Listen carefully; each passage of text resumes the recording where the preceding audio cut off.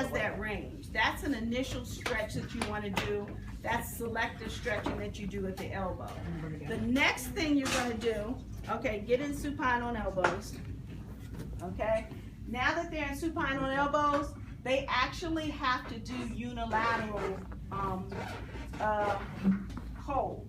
So what he's going to do is he's going to take this arm and reach across his body like that. And he's got to have stability in this position, okay? So you're going to work on him being able to reach forward, come back behind the body, hold, and then reach across, and be able to hold. And you see how you kind of just lag? They're going to have if they have weak serratus, there's going to be a lot of winging in this position, and you have to work on that as well. We do that in prone, okay? So that is the initial movement they have to be able to do. Then what they will do is, give me tenodesis, okay? They're going to swing, and this is going to be forceful behind the body, like that, okay? And then look what he has to do. Now he has to come over like this quickly and swing back because he won't be extended. Okay? You got all the extensions. All right. So, you see why I chose the person with the most extension. How's that feel?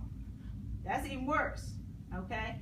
So this is supine on extended elbows. And patients will use this for dressing positions to be able, when they can hold this position. So you go from supine on elbows to kind of a modified long sitting. And then, if he wants to come up, what they do in this position is they go inside the leg and pull, let your leg just stay flat. Now use your biceps and pull up. Okay, and then bring your arm forward. Okay, so that is one way to get into this long sitting position. So who had the question? Me. Yes. I thought you said the patient can't do extension. The patient wrist extension if it's C6. But elbow extension. Like no, they can't do elbow extension, but what they do is it's biomechanical because you're externally rotated and gravity is pushing the elbow into extension, not the muscle. So this is that's why I had him do the tenodesis. You can't do it like this, but they can do it like this. How long does it take a patient to progress from going from, I guess, supine to supine on elbows to being able to do that? That's like a few, yeah. To me it feels like he has to develop all this strength and stability first, no? No, they don't have that. But like when you were saying like he was whipping that arm around and then coming over? They use it's a lot of head momentum, okay? So it's just the end products, like the end positions, they're like locked into place. Exactly. So it's like, so their goal is to get it into place so that gravity takes over. Okay. If they miss it, you'll see it. They'll just tip over, and they have to start from square one. How long does that take, like from like say supine to like say David's position? I know it varies patient to patient, but I mean, for somebody who's skilled at doing this, maybe a minute.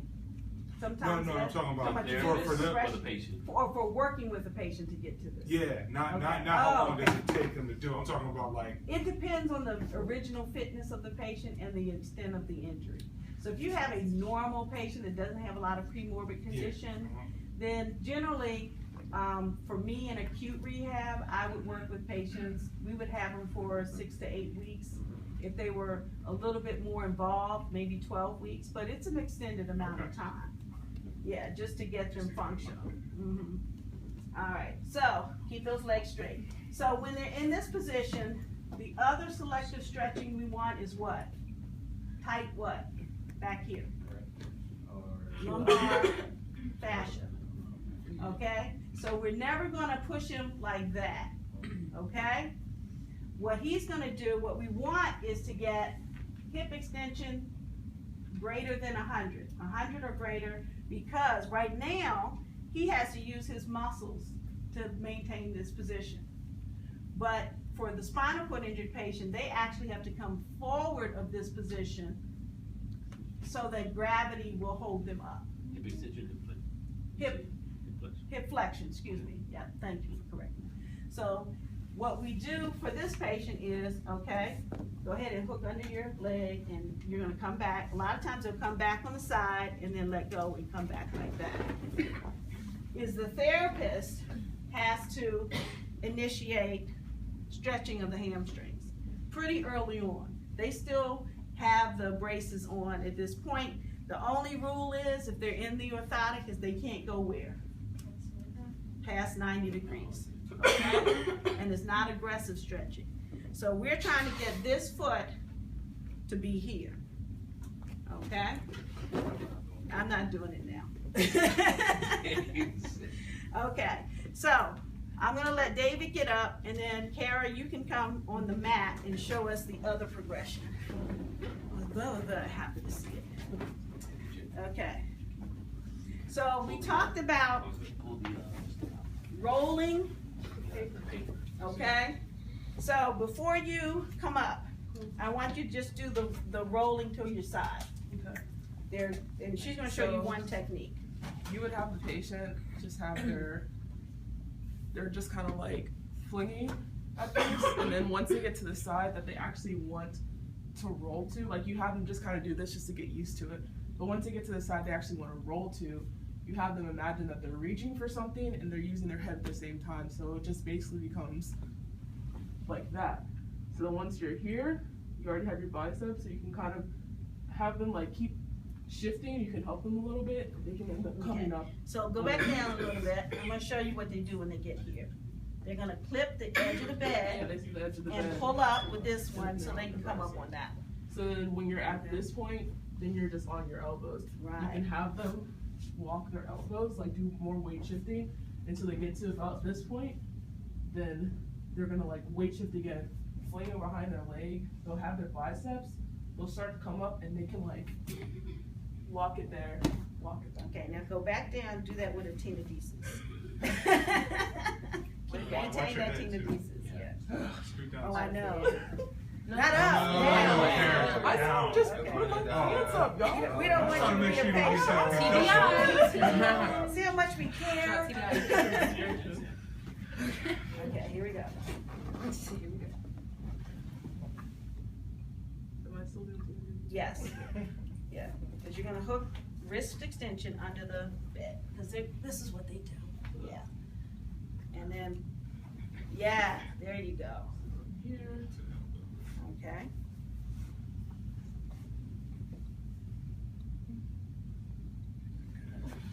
Yep. And I hope somebody could put this on. They put me on YouTube last year, so this I'm glad to. There you go. Okay, so what she didn't show that I want you to see is when she's like this. Now, okay, take this arm and I want you to stabilize just like that. Okay, and you're gonna hold, and she's gonna then bring this arm up in the front and hold here. This should be a really strong contraction and come over. Okay, so they do a lot of stabilization at the shoulder where they have to be able to hold in that hook position. That's a very functional position. So a lot of the techniques for stability that you use for PNF, we use at those different progressions as they're having trouble. So we do short and held resisted contractions. You do rhythmic stabilization, all those techniques with this population. Thank you, Paula. Before you get up, Karen, that position that you had her in, you said it was a strong contraction on the flexion of the arm. Your But biceps.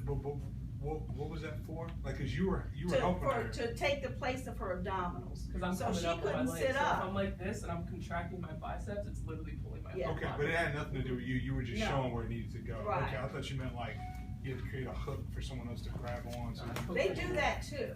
They do that too, but for this, the counterweight is the leg, okay? And they have to be able to go all the way down to the foot. So do you know how they do sacral checks? No. You say, okay, so I'll hop up, I'll try to show that. Oh, Lord.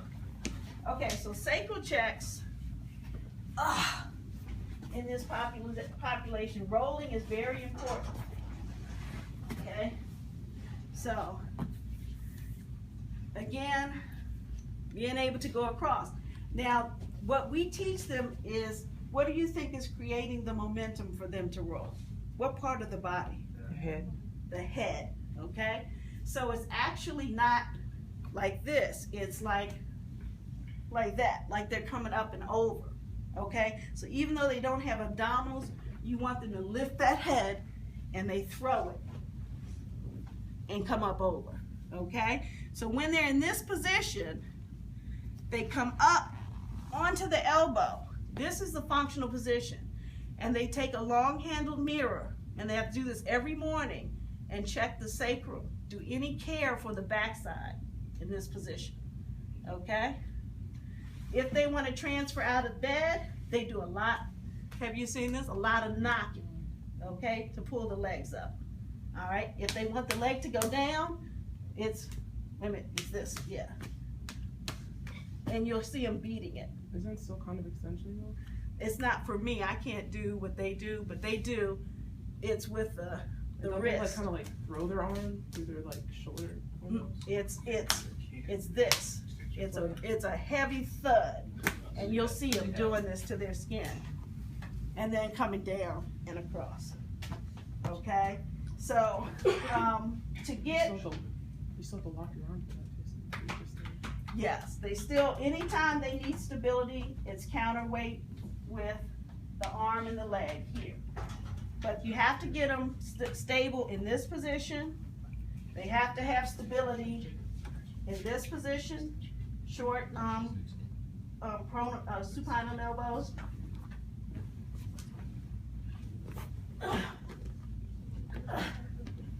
I can't do it anymore, I'm too old, okay? And it's a lot of weight shifting, so you do a lot of control mobility, and in this position, to get to this position. So they have to be stable here. This is the position where they do their self-stretching, and I don't know if you've seen that in the book, where they beat the leg up to stretch hip flexion and knee flexion, and they will do this big beating of the leg to pull it in. My knee is broken, and they'll do the foot, and you'll see them. They'll beat it back and forth, and that's their self range of motion. Okay, and then they'll beat the leg down. A lot of times for extension, they'll try to elicit spasticity just to get the legs, and you'll see them go down straight. So sometimes they'll use the spasticity for their good, and sometimes not. All right. Oh, so the positions for spinal cord are supine on elbows, and then also prone on elbows. Okay. So prone on elbows is pretty much like you guys have learned. They're going to roll all the way over. So you work with them on rolling halfway, but then you're also going to work with them on rolling all the way over, and then weight shifting to get up into prone on elbows. And in this position is where we work on head stability, a lot of strengthening of head and neck. And we also work on this. What's that? Abstraction. Yes. So what muscle? Exactly. Exactly. So we want them to hold and reach. Hold and reach. Okay? Isn't it reaching? So it's a lot of reaching and a lot of unilateral weight shifting and stabilization. Dr. Evans? Yes. Do we actually have them reach more so than just like bringing their arms up? Because wouldn't the reaching require the extension? It's not a reach, but it's just kind of like a up. The arm actually comes out. It doesn't come out like hit them in the face, like but it comes out kind of like a crook arm. Okay. Yeah. So. Yeah. Oh boy. So when I did this, when I worked in this setting, I did not need a gym. Every day I left, I was soaking wet.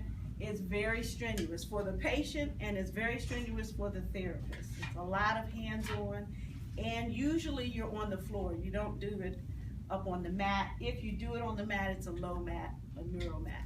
Yes. So for this population, getting them to actually roll all the way through, can we then use the actual momentum rolling technique where you have them like cross their legs, they're holding onto the other side, and they're like doing the whole thing? So a lot of times what we do for that is practice. That's practice and repetition.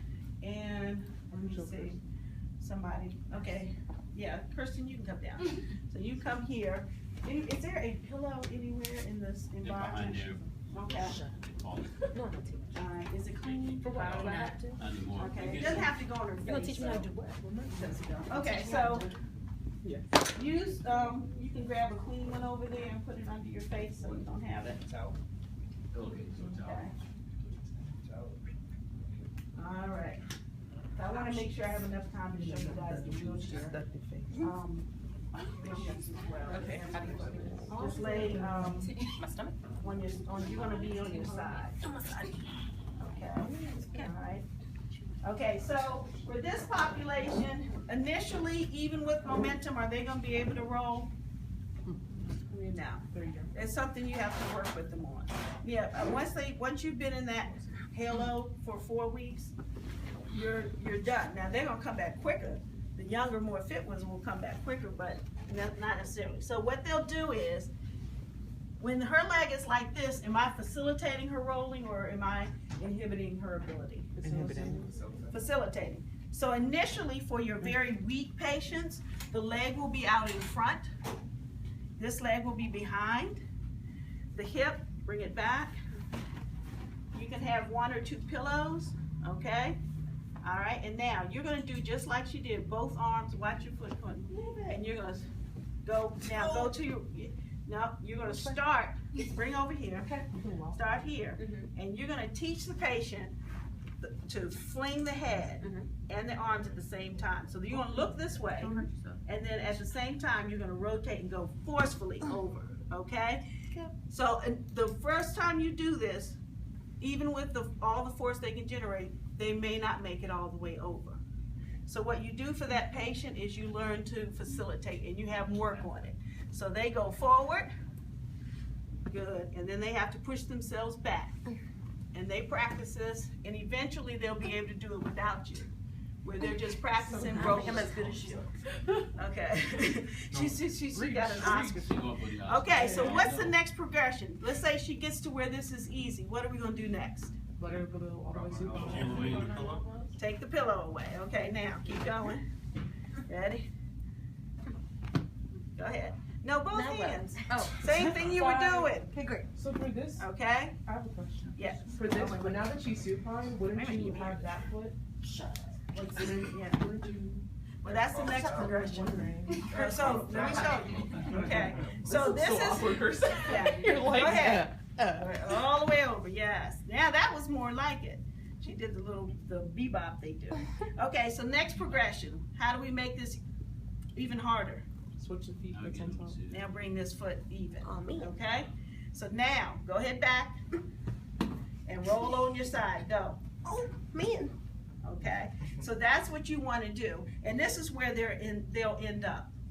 Okay, and that's when you see them beating this leg. Some of them will put the leg forward before they get started, as they have little tweaks to it.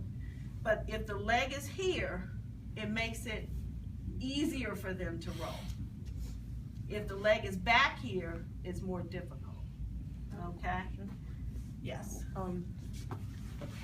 Like there were some videos I was watching that actually like in the direction you were rolling, they took the leg of that side and put it on top, so it helped like kind of facilitate like a faster roll. Yeah, the higher level clients will do that. Some clients that don't have the endurance, that's a lot of work for them to do that. They won't even do that first. So as they get better, they don't care about the legs. So one of my home clients, and generally home clients, you work with them for years, and they didn't bother with the legs because it was just more effort and they could already roll without it. Okay. But yeah, so it depends on their level of ability if they need that assist. Okay. Okay. Now last before we finish, and you guys can leave if you want, is it one? No, I have 5 minutes. Okay. Is the transfer. spinal We just cord? did one. No, we didn't do Spinal one. cord, you not do it? No. Oh, We did an MS one. We did okay, this. alright. So I'm coming over, you guys come over here, cause this is on the mat. Alright. No, where's the one? I need that.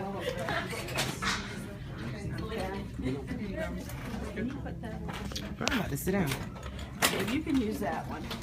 Yeah. Alright, so if I'm C5, C6, what is this wheelchair gonna have on the handrails, on the wheels, that this one doesn't have?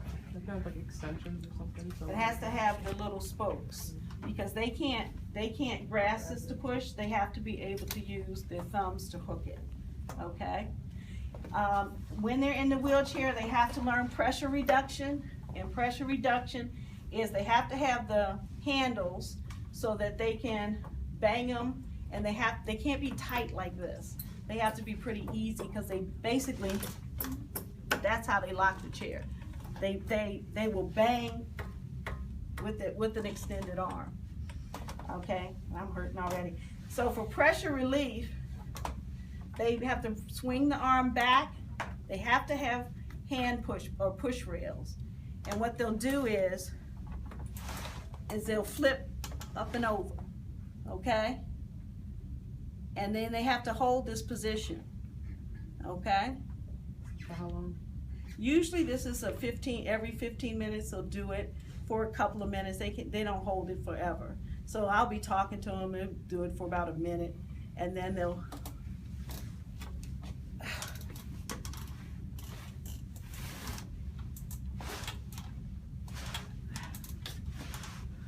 Do you have shoulder dislocations a lot in this population? No. Okay. It's pretty strong. Yeah. And so they'll come up over, use a lot of this, and if they can't get it, what they'll do is this, okay? And they'll hold it. And that's pressure reduction for the, okay. All right, and then to get the legs off, what they do is hook,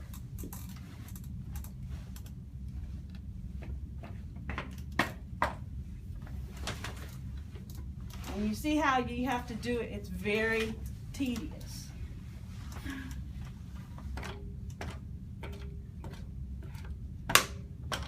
Okay. Don't have, and the push rails cannot be underneath like this. So see the releases? They have to be on the outside, okay, for this population. So basically they push and get that out the way.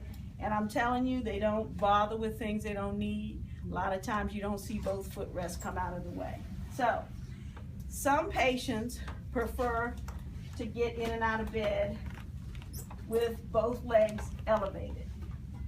So the locks of this, it has to be the kind that go back, because if not, this drops to the floor and they can't use it. Okay, so you can put it over there. All right. The board has to have the handles. Okay, and if not, you'll see them do it like that. And then this is too long, because what I have to do is to be able to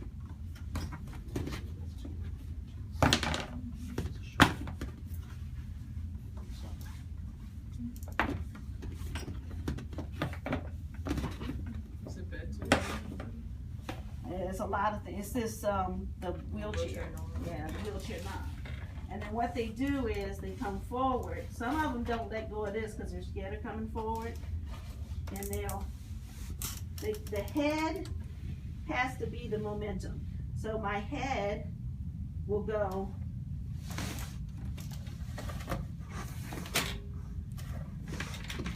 okay. So do you see how I use that? Yeah. Okay, so that's what they do. So the head is what brings their butt over to the surface, and then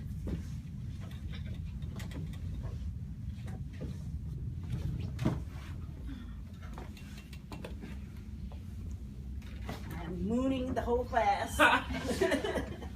And then they have to pull over and get in the bed, okay? I'm not gonna do that, okay? So they'll do that, and they'll also do it this way, if they don't like the floor. They'll get the legs up,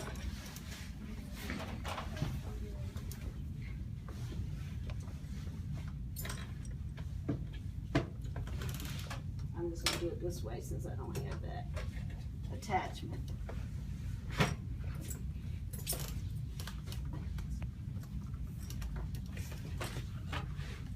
Oh, goodness.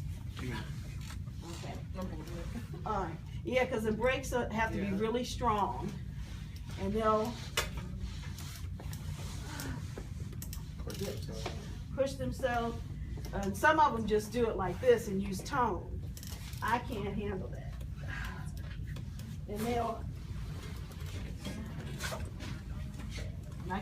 they'll use the head like this into there. That is a strong. And that takes a lot of practice for technique.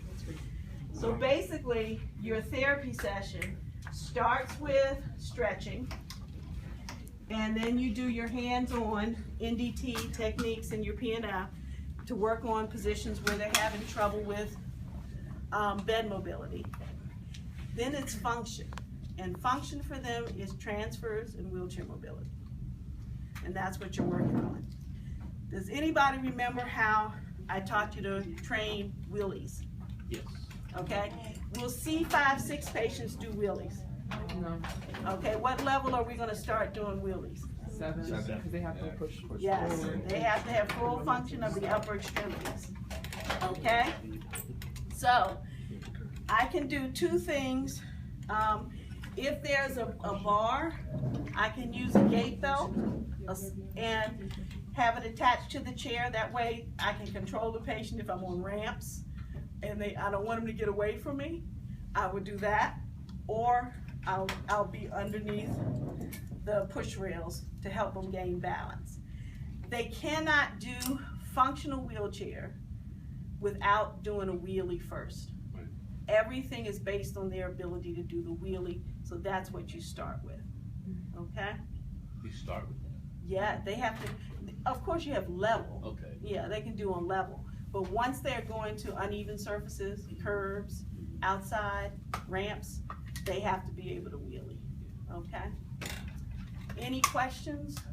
Got a rough idea of how to do a spinal cord session? Any comments, anything you saw you still have concerns about? Yes. Well, I know a lot of times when they're doing this, they will have some spasticity during it that might be abnormal and might prevent you from getting the movements that you want. What types of things should you look out for with that? Okay, like I said, spasticity can be your friend or your foe. Oh, yeah, well, A right. lot of them use spasticity to do this transfer. Because when the spasticity comes in, you're no longer floppy. You have some tone. So when I did both legs onto the bed, a lot of them will elicit extensor tone, and then it'll push them onto the bed. The problem I have with that is shearing. Oh, yeah. Because once they get a pressure ulcer, no matter how small it is, they are now prone for an extended period of time, okay? Because they're high risk for infection with the ulcers that they get. So typically, the first transfer that I showed you is what you'll see more of, where they actually beat them. And they're all over YouTube. Unfortunately, a lot of them have a lot of expletives. I have one where the guy says the F word like every 2 seconds and he's doing the transfer. It's a great transfer, but it's, yeah. Could you possibly start, like before any of this happens, could you possibly start with like NDT principles in terms of passively getting them into long sitting? You can work backwards. Okay. So I was telling Alan and his group that sometimes working forward is not productive for that client. Right. So what I'll do is I'll put them in the ultimate position and work backwards. And that way sometimes that does better for them. Like doing the shoulders and having them like reach out, whether I'm run over something. Yeah. Do a lot of head and neck, and posture, and getting them to be able to stretch and extend. Because if they can't do that, the more contractures they have and limitations, the less functional they are. Okay? All righty. So we know the precautions for the bracing. Can we do this when they're in the halo? No. No. Okay, it's this, and it's not heavy weights, mostly 2 pounds or less. And the TLSO, what's the limitation? What can't we do? Flexion past 90. Flexion past 90.